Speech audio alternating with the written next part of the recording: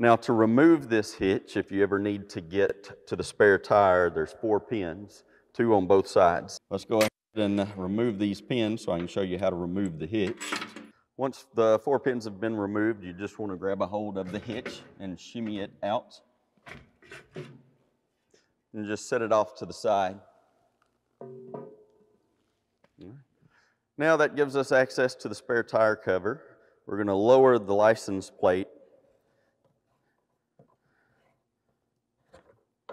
Spin this out of the way. Now, there is a washer behind this, and you do want to try to make sure that you catch it so that it doesn't go rolling across the ground. Once you have the washer removed, you can simply slide the spare tire cover off. Because of the license plate light, we do have a wire that has a quick disconnect feature. You simply pull those apart, and that way you can set this off to the side as well. Now that we have access to our spare tire, we'll simply want to remove this piece that holds it secure and in place.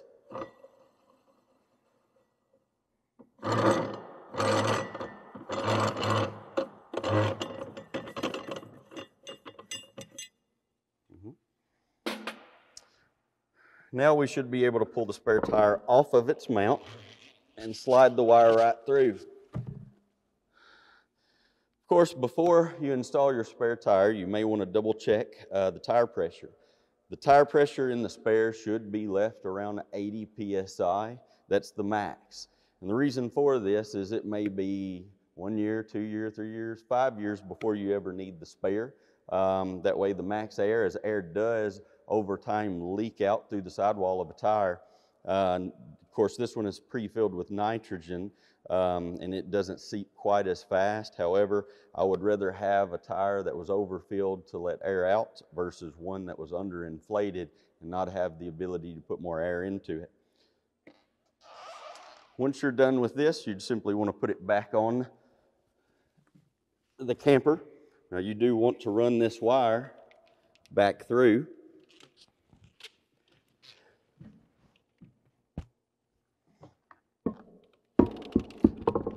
Notice that the tire is facing where the wheel front side goes to the inside back of the camper, and that's the proper way to mount it. Once we have it back on, we'll just put its piece in here to secure it.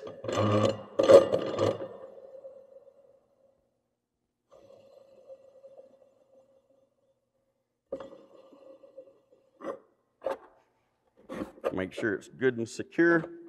Now we can simply place the cover back in place. Right. Before we put the cover back on, we will want to go ahead and reattach our license plate light.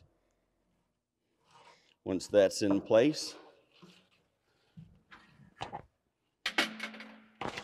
just kind of rest the cover on the rear bumper system. We're going to need to try to line it up as close as we can, and then you'll actually have to drop the license plate down so that you can see through the hole to make sure that we get the thread through. Once we have it back in place, you'll want to place the washer first.